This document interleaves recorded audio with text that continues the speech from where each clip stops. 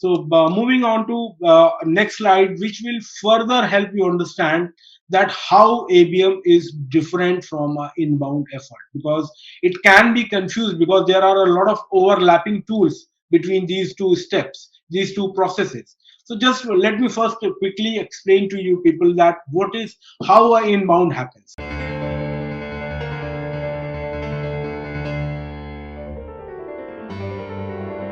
So the first stage is that create awareness. So when I talk about awareness, that means you have to be available. You have to do SEO, search engine optimization, search engine marketing. You have to publish your content. There has to be a lot of backlinks created, and you have to be present everywhere. There is some conference is going on or some exhibition is going on. Then you have to put up a stall there and register your presence, or there is some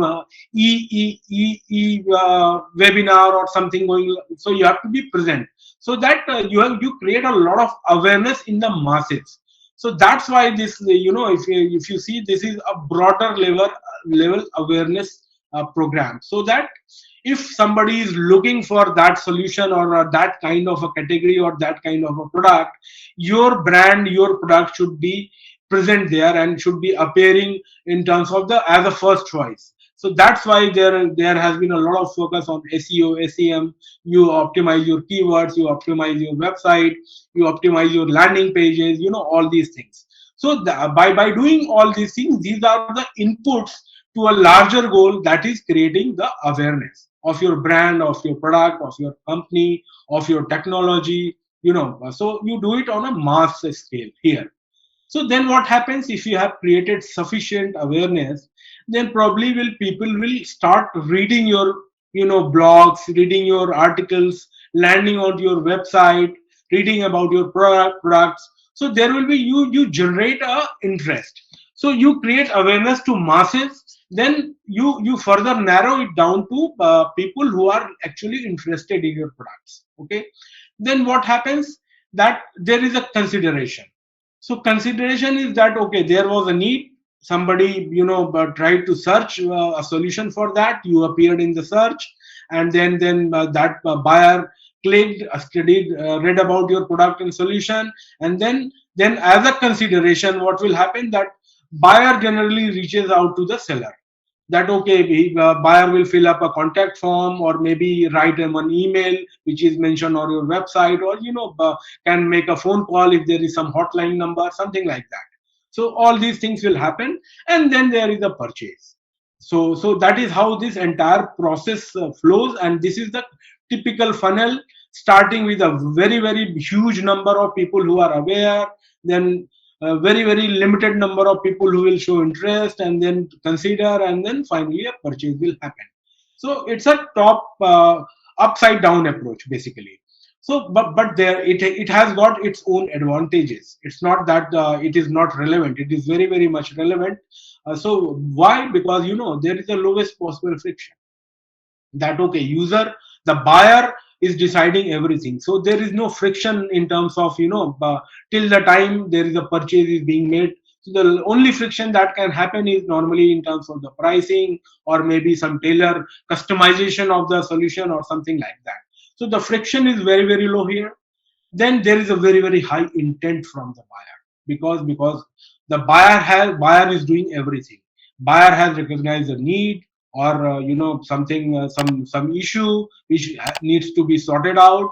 So there is a very very high intent on the part of the buyer. So this is a very very positive thing about this model. But generally what happens, that these kind of sales or the contracts are very very low ACV is it's a annual contract value. So that's the standard terminology which we use in a B2B scenario.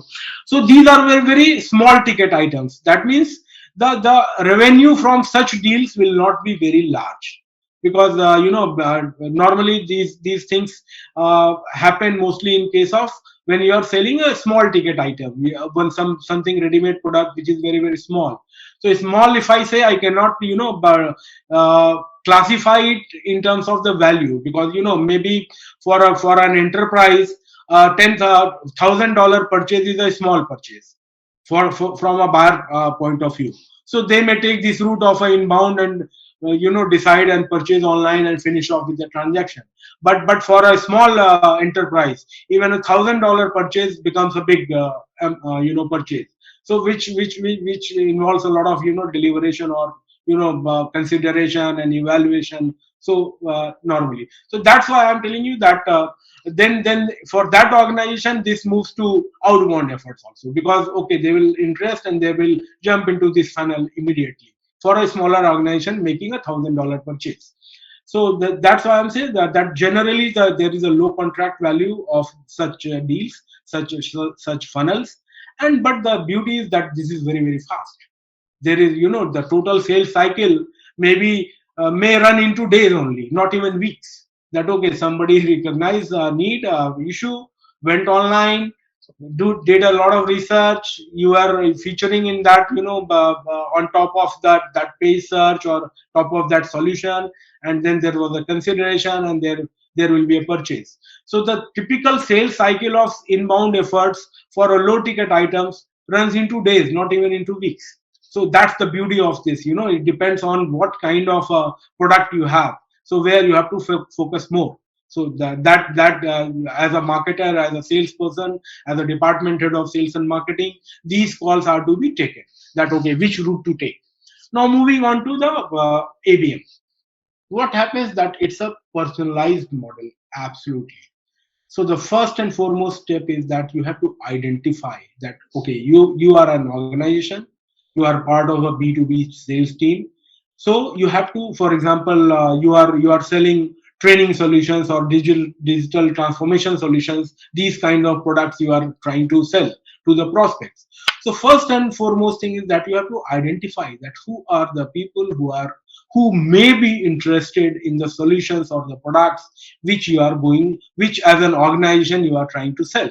So first and foremost step is identify. You have to identify. So identification, there will be various steps. There is a long listing, there is a short listing. So first there is a term called TAM, that is total addressable market. So okay, so for example, if you are selling a training module for some organization, so what will be your TAM? Your TAM will be every organization which is present in Vietnam, because every organization will have set of employees, and there can be training needs. So that could be your TAM. Then you'll have to come to the next step, that this is a long listing part of identifying your prospect base. Then when you move to short listing, that okay, you have created a whole list of all the organization which has got a HR department, and you put a cutoff that have minimum 25 employees. So you long list all those organizations which are there in Vietnam, or maybe you are planning to run a take your product globally also. So you, for each country, you do the similar exercise here. So you do a long listing, then you move to short listing. When you move to short listing, then you have to keep in mind the specific products you have. So for example, you are targeting a sales effectiveness program to be sold. So then you'll do a short listing, that which organization has got a long bigger sales team.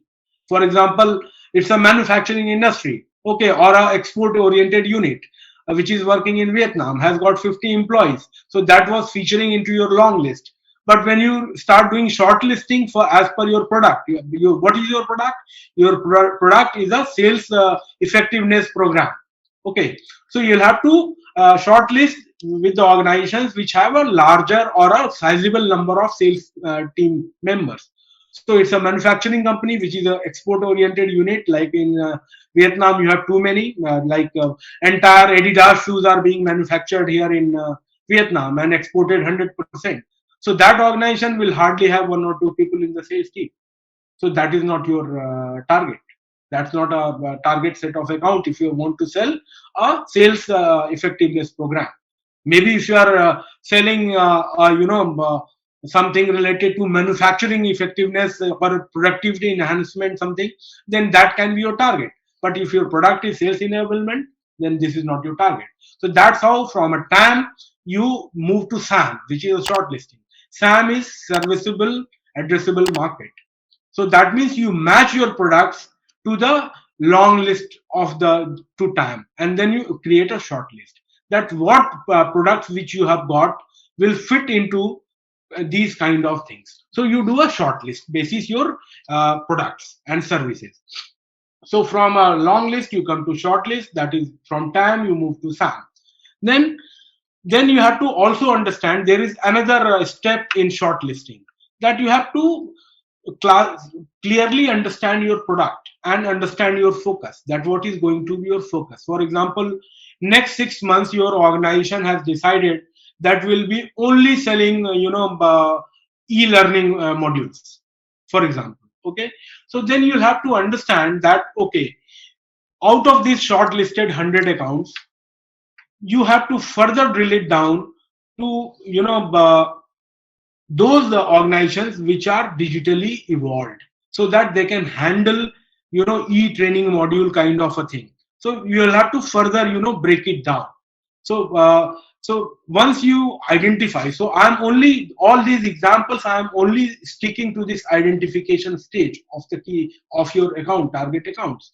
So this identification in terms of account based marketing is the most critical and most time consuming, and has to be done very very efficiently, so that you identify your correct set of prospects. So that is the complete idea of giving a detailed process, breaking down this identification process into various steps, that time, some, and then how do you do a long list, and how do you arrive at a short list, how do you map your product to the available account sets. All those things are to be done. So once you are done with this step of identifying your target set of accounts, so then what you do, then you try to expand. So expand means that, okay, you identify a certain set of accounts, then you focus on a small set first, and then after you test various methods of reaching out to them. It can be through a phone call, it can be a one-on-one visit, it can be sending an introductory email, and you test, do a lot of A/B testing in terms of your approach to them. Then you start expanding your reach, in terms of, you cannot, for example, just to make it more clear so that everybody understands, that at this stage of identifying the set of accounts, suppose you identified 100 accounts, so you don't start your campaign with all 100 accounts. No, this is not account based marketing. This can be a part of inbound efforts, that create, you start creating awareness, start sending cold emails, cold calling, telephone calls, this that. No, this is not ABM. ABM is that you have to focus, you pick up 10 accounts out of those 100, and then you start doing various kind of reaching out, testing to them, that, okay, which is, so you do a lot of testing, and you create a model of your outreach, that what kind of content you are sending, what kind of emails, what is there, what kind of phone calls, or where, or you are trying to reach them on LinkedIn, so what kind of articles you are going to publish, and then what kind of connections you are going to make, and what kind of slowly you are going to seed your articles, or maybe your here you are not pitching your product, you are testing the methods of outreaching them.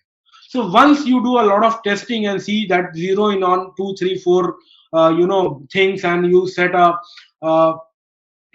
process in place, that, okay, these kind of content to these people through this medium at this point of time, and first you send this, second you send this. So you have to create a model here, and then once you have created a model, then you expand to all those 100 accounts with your efforts.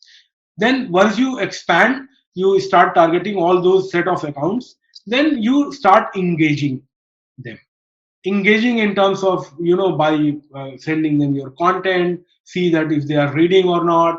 Then maybe somebody will you can attach a few links there, see that, okay, people are using those links to land onto your landing pages and consuming the information. Then maybe sometimes you can organize a webinar, I invite them to be a part of that, let's see how many are coming and joining that webinar. Or maybe If the things are okay, maybe organize a seminar, kind of invite the prominent people from those accounts to come and express their thoughts on certain topics which are of interest to all those set of accounts. So all those things, for example, if you are selling a sales effectiveness program training module, so what kind of webinars you will do? Automation in sales, you invite various HR heads of these target accounts to come and express their views onto that common platform. All these, or maybe the challenges in sales due to COVID, these kind of topics you define and then invite people who are the decision makers in the organization to be part of that discussion. It can be done on through a webinar or can be through seminar. So there are various ways to engage these prospects. So you start engaging with them. You are not pitching your product yet, you are not selling yet. Please keep that in mind, that the sales, that's why it has been named account based marketing. Sales is a part of that, but sales doesn't start here yet. So once you have started engaging them, then then you start uh, pitching them. Once you engage them, then you start advocating. You create advocates, for example, that you have to be very very smart in terms of, as a marketer, as a salesperson, that at what point of time of this funnel you are silently going to insert your solution or a product. Okay, so for example, if you are engaging with these people, you are organizing a webinar where various HR or L&D managers, learning and development manager of various sales organizations are participating. Then obviously you will also be part of that. As a salesperson, you will also be a part of that entire discussion. So you will act as a moderator. You have to act as a moderator. So so in between those discussions, you have to smartly pitch your solution there. So then you make people aware that okay, these are the challenges, these are the needs of the organizations, and we as a seller, we have got certain solutions which may fit your needs. Okay, so that's how you smartly pitch in your sales thing. It will not look like a sales pitch. It will be more like a engagement and a awareness kind of thing. So that has to be the smart in terms of engaging these people. And then from there your sales cycle starts. And then once you have closed a deal, then you use those persons as the brand ambassadors. That means you get into a referral model. So somebody bought your product, they are happy. You take their testimonial, publish onto your various platforms, and then start taking the references from them. So that's how you completely manage this process. This is a sales cycle, but it starts from a pure marketing effort. So that is the basic difference between inbound and outbound. That okay, you start with a small set and expand, and inbound start with a large set and you narrow down to your small set of buyers. So it's a completely inverse approach of inbound. So in modern times, where you are selling some solutions which are perceived to be expensive. Maybe your solution will cost even $1,000 or maybe $200. But if it is a small company, then you have to take this approach of account-based marketing.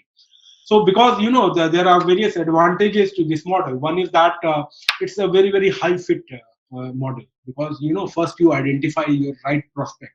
So that means you are fitting your product from the very first stage to the buyer's needs. Then there is a very very high inertia. Inertia, I say, that means from your point of view, because you have identified a certain set of which perfectly fit to your product.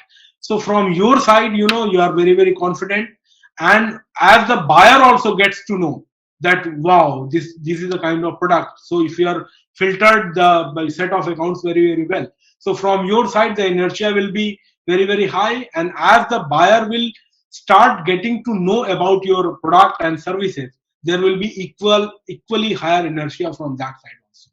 And certainly these kind of efforts lead into a very very high contract value. The annual contract value of these efforts are very very high. But the only thing is that this is a completely little slow process. it doesn't take years to achieve. I'm terming it as a slow when I compare it to inbound, where the sales cycle can be in days. So here it can be in weeks. So that's why comparatively to inbound, it is a much slower process.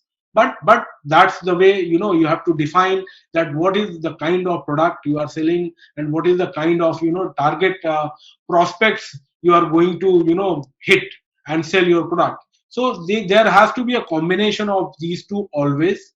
But as an organization, it depends on your objective, or as a B2B salesperson, it depends on the type of accounts you are handling. You are handling large enterprises, then ABM is the way to go. If you are handling very, very small accounts, then a mix of both can work equally good.